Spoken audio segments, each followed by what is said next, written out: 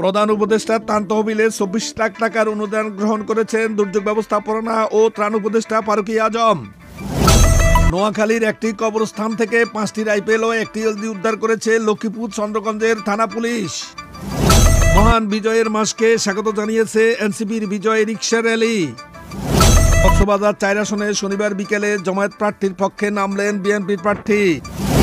রাজধানীর এবার কেয়ার হাসপাতালে চিকিৎসাধীন বিএনপি চেয়ারপারসন বেগম খালেদা জিয়ার শারীরিক অবস্থা অপরিবর্তিত।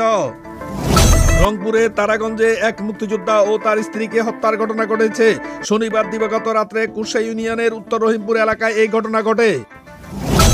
ত্রয়োদশ জাতীয় সংসদ নির্বাচন এবং গণভোট আয়োজন সংক্রান্ত প্রস্তুতির সর্বশেষ পরিস্থিতি নিয়ে পর্যালোচনা শুরু করেছে নির্বাচন কমিশন। জাপান বাংলাদেশ সহযোগিতায় কার্বন বাজার প্রস্তুতি চূড়ান্ত পর্যায়ে। ফ্রান্সে অনিয়মিত অভিবাসীদের